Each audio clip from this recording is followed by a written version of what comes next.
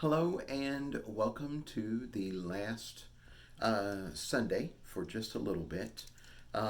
So we have the epilogue, and so the epilogue obviously is kind of short, and the purpose of an epilogue is to bring the last part of the book together and to leave you wanting more. So hopefully it does that, and hopefully Mr. Benjamin will not knock over the pole. All right. Move this closer. And then afterwards, I'll talk about the state of book 3 and 4, and some of what we're going to see in book 5, and all that exciting stuff. So, but anyway, all right, here we go. Chapter 52, Epilogue. To my surprise and delight, Sandy had themed our celebration dinner upon the traditional Thanksgiving holiday. We were all grateful that we were safe and happy, so it seemed like an excellent choice. She was using her new stasis trays, which kept the food fresh and hot. She told us multiple times how wonderful it was not to have to worry about scheduling the cooking, so everything was ready at the same time. Now she could just cook in whatever order she wanted. The only thing she had to worry about was John, who was constantly picking at the food. She threatened him with a nasty rap upside the head with her wooden spoon. He tried to be good, but the aroma was so tantalizing, it wasn't long before he was stealing food once again. We had all the traditional Thanksgiving food: turkey, dressing, mashed potatoes, gravy, corn, green beans, sweet potato casserole, and cranberry sauce. She also prepared a few extras like portobello mushrooms stuffed with cream cheese, and some sort of grilled Brussels sprouts dish that had a bit of an Asian flair. She also made a pecan pie and a pumpkin pie. For a normal household of 5, that would have been way too much food, but we weren't normal. I was still eating like a bottomless pit as I was trying to get my weight back, and Tyler and John ate like heifers anyway. Even Annabeth could pack it away, and we didn't hold back. Sandy's cooking was insanely good anyway, but when she went all out, it was like dining with the gods. Since we couldn't match her food, we showed up with drinks, and that got the party started right. John brought us famous ale, and Annabeth brought a bourbon she'd stashed away for a special occasion. I brought a selection of red and white wines from my kitchen, and Tyler brought a choice of sodas and rums. He said we could drink them straight if we wanted, but they were really for us to mix together. Sandy was going to say a few words at the beginning of the meal, but John wasn't having any of it. He said that if she didn't start the celebration right now, he was going to eat her and nobody would blame him.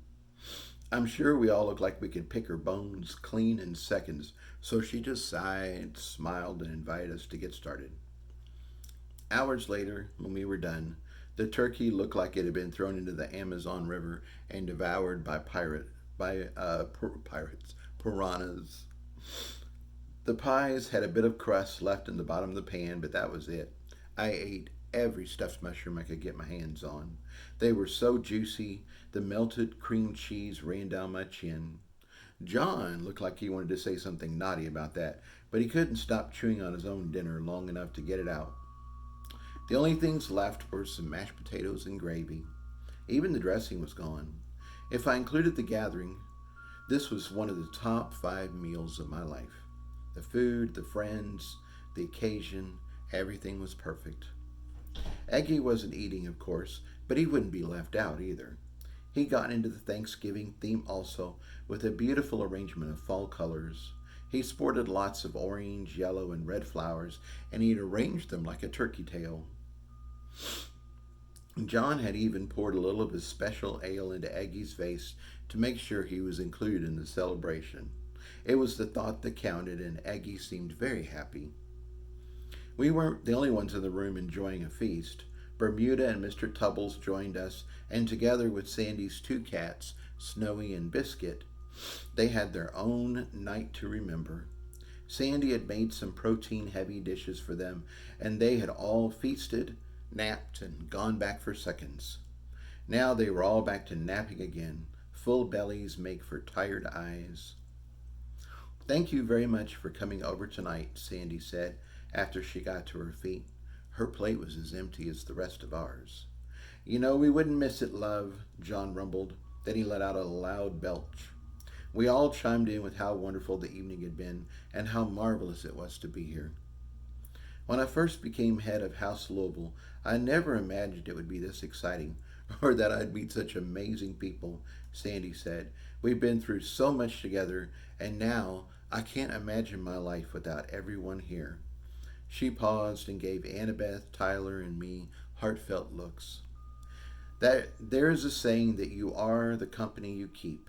If that is true, then I am kind and courageous like Annabeth, curious and insightful like Jason, and wise and caring like Tyler. To the company we keep, John called the toast and we all cheered. Most of all, I'm a happy woman because of my husband and my best friend John. You make my world brighter and brighter every moment I'm with you. To happy women, Tyler called the toast this time when we all cheered and drank again. I don't think this is exactly how Sandy intended, but it sure was a lot of fun. We've survived Isabel, a full assault on our house, rotten mages, Victor's house challenge. We didn't come away unscathed, but we came away stronger. Now we are gathered here tonight, alive and victorious. To victory, John toasted again. If Sandy kept talking and we kept toasting, we were all going to end up passed out on the floor. And now we are finally in a good place. I must admit, I'm looking forward to getting back to normal. Not living under the threat of attack has been wonderful. I have so many things I want to get up to, and I'm sure you all do too. To getting back to normal, John toasted. Uh-oh.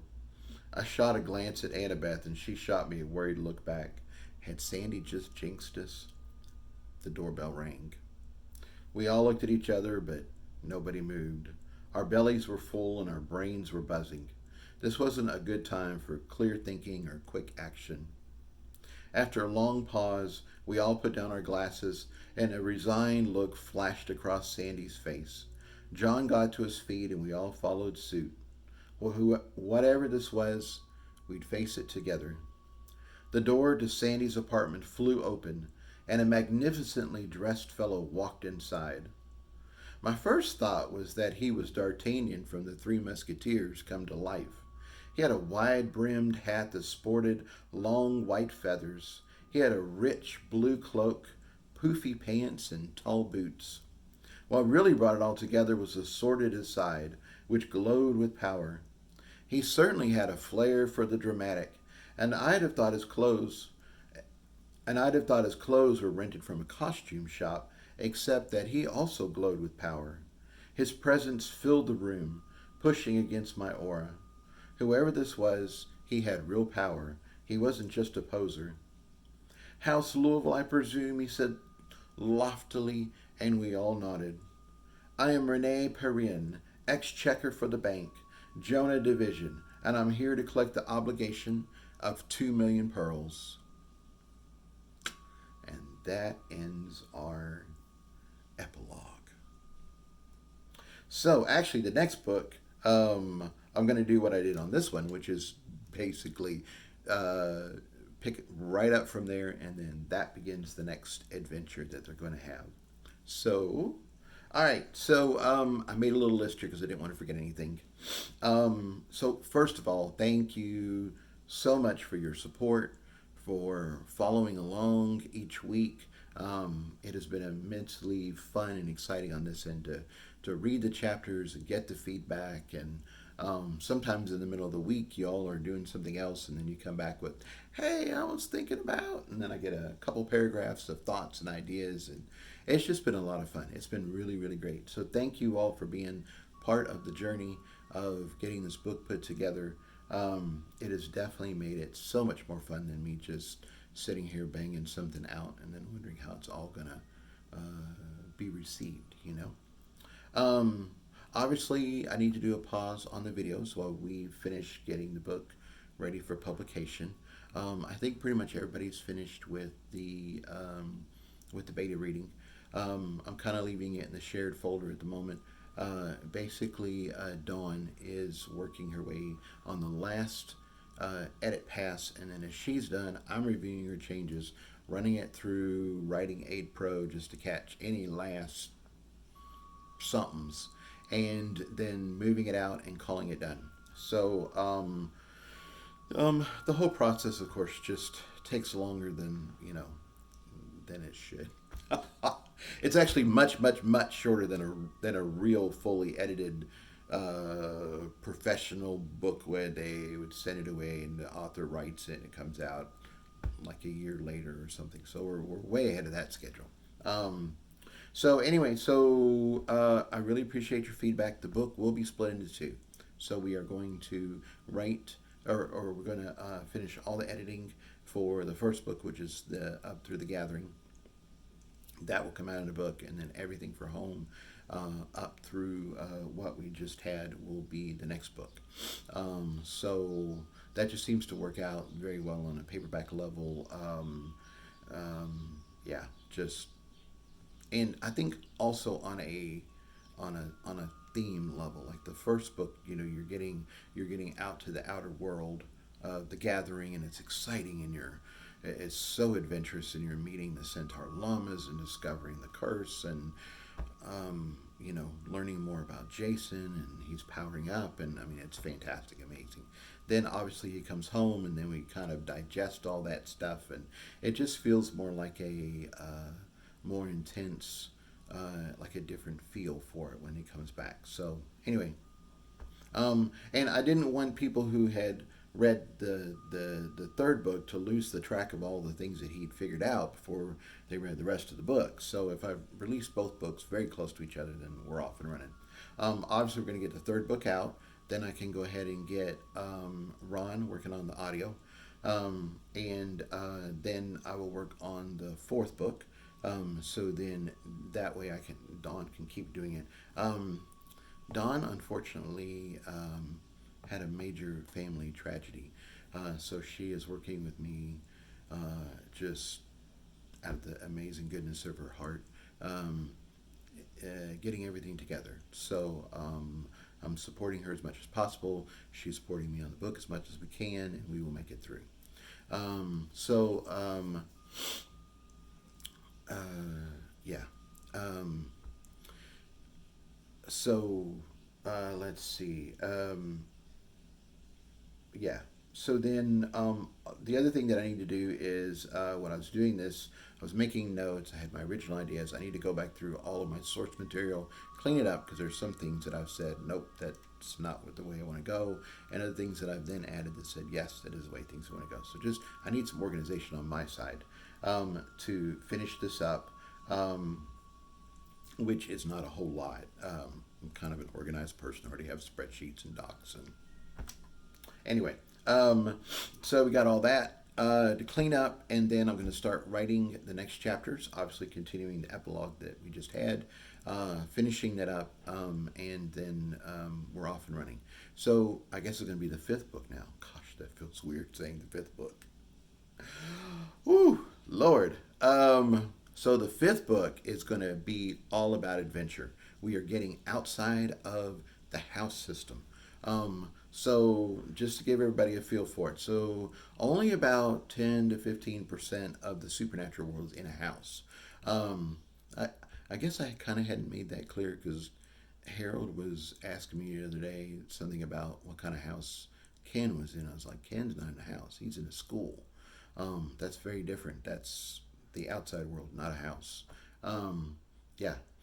So anyway, so I'm going to drive that point home, obviously, at the very beginning of the next book. And then we're getting outside of the house system, and we're seeing the rest of the world, the way the rest of the world works if you just don't end up in a house. And I was telling some of this stuff to Harold, and his comments were just like, wow. Oh, wow. Oh, my God, wow. So everything you think you know is going to get turned on its head. I'm so excited to write it. Yes, it's going to be very exciting. Um, okay, so now we've hit a very good point.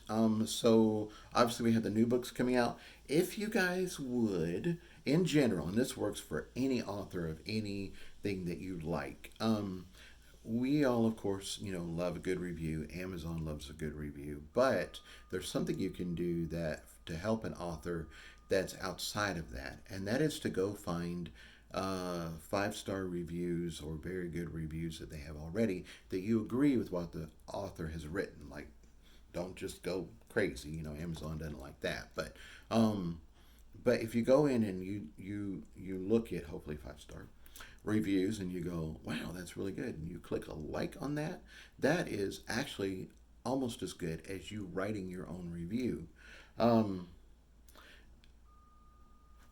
so one of the things that's happened is, of course, is I write a gay character, and some people don't like that, and so I've landed on a couple of message boards. From what I understand, I haven't gone looking just because I don't need the negativity, and I don't think that they're big necessarily, but I think these boards are specifically created to downgrade um, authors, certain authors, and so some of my negative reviews have shot to the top, um, and I mean, that's fine. That's just life.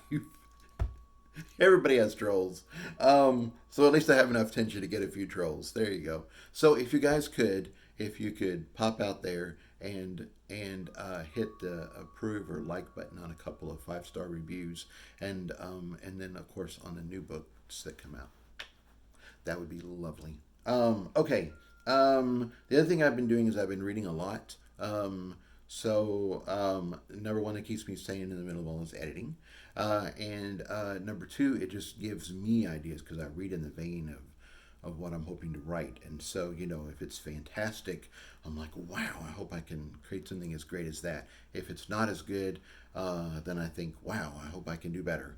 And it just gives me ideas, and I send little notes to myself, and then I put those in a little document, and then I review what we've got. So it's very cool. So even if I'm not actually writing right now, like I think about scenes and what I want to have coming up, and yeah, lots of fun. Um, yeah. I think that's everything. Oh, some of you were asking if the next book I'm going to read aloud. Oh, yes, definitely. I just was trying to keep like 5 chapters ahead. So I've got to finish the editing, write the first 5 chapters, and then I will be back on here again. And so that gives me enough leeway that if I am writing a really big chapter and I fall behind, or if something happens and I just can't keep up, then that gives me a little bit of cush. And then when life is good, then I can write ahead, and we can do all that good stuff. So anyway, very much looking forward to the next book. It's going to be fantastic. I will see you guys on the journey then, and hopefully it won't be too long. All right, take care.